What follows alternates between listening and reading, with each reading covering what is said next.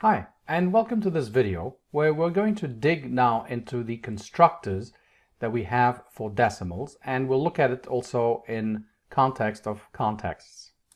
No pun intended there. Alright, so to construct the decimal object, we're going to use the decimal class in the decimal module. So we would do something like this, maybe from decimal import decimal with a capital D, that's the class. Decimal of a lowercase d is the module. I import decimal simply because sometimes I also want to work with the context, and so I do both imports. You could technically, when you want to refer to the decimal class, say decimal dot decimal, but I don't want to do that, so I'd use both imports, really just for simplicity's sake. So the constructor just takes a single parameter x, so decimal x, and x can be a variety of data types. It can be an integer, so you could say something like a equals decimal 10, and it will give you 10. Basically, it will store 10. You can also use other decimal objects, obviously.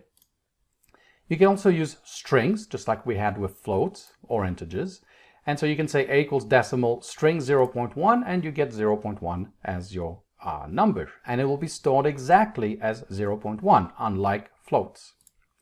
You can also use a tuple, and here's an example of it.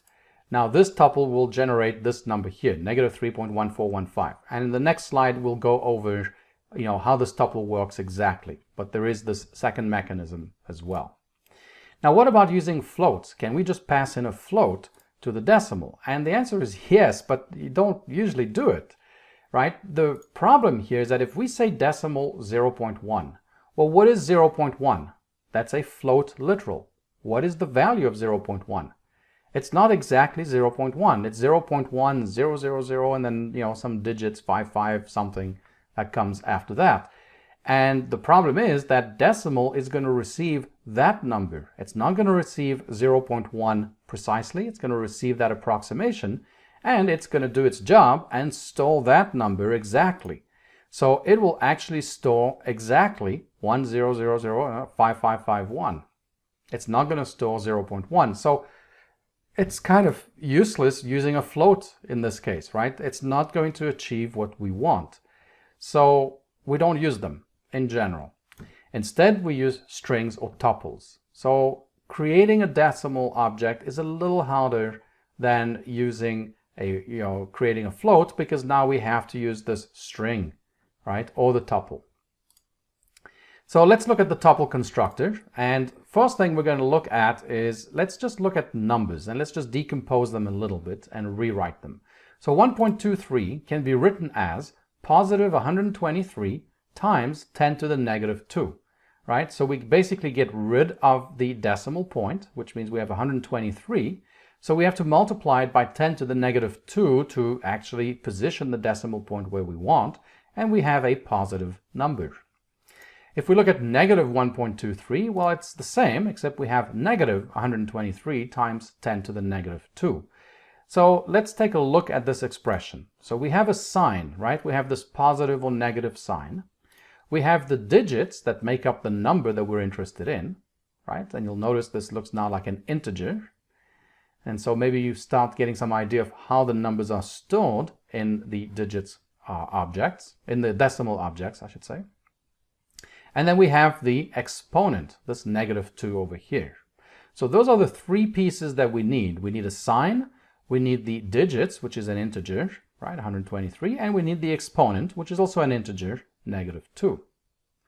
So the way we can look at this is to say, well, we have a tuple that contains s, where s is the sign, and s is an integer, which is defined this way. And we've seen this before when we looked at the binary float expansions and the decimal expansions for real numbers. We define s as 0 if the number is non-negative. In other words, if it's 0 or positive, we pass in a 0. If the number is negative, we pass in a 1. So 1 here means it's a negative number. Otherwise, it's 0. The digits are passed not as an integer, but as a tuple of digits. So D1, D2, D3, which in this case would be 1, 2, 3. And then we pass the exponent as the last element of the tuple, which is negative 2 in this case.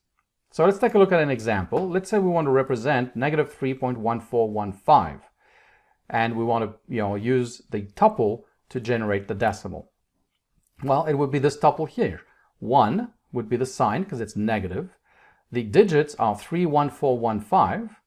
But of course, in order to make sure we have the decimal point at the correct location, we have to pass in -4, right? -1, -2, -3, -4. This is where we have the decimal point. It really just means that we multiply 31415 times 10 to the -4. So now, if we create the decimal this way, a equals decimal of that tuple, then it will actually store -3.1415. So that's how we use the tuple. You can of course also use just a string to do that. But depending on what you're doing and how you're generating those numbers, maybe it's easier using a tuple. If it's getting generated in code for some reason, it might be easier. If you're using literals inside your code, you're going to use strings. You're not going to use the tuple in general. So now let's talk about context precision and the constructor and how they affect, or in this case, don't affect each other. The context precision affects the mathematical operations. It does not affect the constructor. So the constructor and the number of digits that you have when you're creating your decimal number are not affected by the precision of the context, be it global or local. So let's take a look at an example. Let's say we do our import and we set our global context to a precision of 2. Right? Now, if we do a equals decimal 0.12345, what is actually getting stored? 0.12345. It is not being limited by the precision of the context. That's really important to understand that. So same thing if we go with b, then b will be exactly 0.12345 again. Where we do have a difference is that if we say c equals a plus b, now we have a mathematical operation where we're adding a and b together. Then c, right, well, a plus b, if we were to do the full thing, would be 0.2469, okay? 24690, if you want to add in that 5 plus 5 is 10, right? That's what the real sum is. But we're working in a context that has a precision of 2. So c will actually be 0.25. It will get rounded to 2 digits after the decimal point. That's because our context has a precision of 2. So again, the precision of the context does not affect the storage or the creation of the decimal objects, but it does affect what happens during calculations. Right? That's the only time that that precision matters to us here. So the same thing works with local versus global context, but there's one thing I want to point out. So let's say we have our usual import. Let's say we set our global context precision to 6 and we create our two numbers a and b, and let's say we print a plus b. Well, it's going to print 0.24690, right? We kept a precision of 6 and we have exactly that. So that's all well and fine. Now let's say that we create a local context, right? We're using with statement with a context manager. And for that local context, we set the precision to 2. And now we add those two numbers, a and b, right? We add them and put them into the variable c, and we print c out. Because we are working with a precision of 2, the result is 0.25, right? So we've seen that before. That hasn't changed. The thing is that because we're in a local context and we're within this with block, it is using the precision of 2. Now, if we leave, once we exit out of this with block, if we print c again, so now within our main program, so now we're back to using the global context. There is no local context here. What is c? Is c 0.25 or is c 0.24690? Well, it's still 0.25. There's no magic here, right? C got created as a decimal 0.25, and that's because we limited the precision to 2 during the calculations. When we exit out and we go back to a higher precision context, well, it's still 0.25. There's no magic here. It's not going to suddenly realize like, oh, well, wait a minute. It really was 0.24690. No, it just sticks to 0.25. That's it. So I just wanted to point that out in case you might be thinking that the precision will, magically start increasing once you increase your precisions your context precision.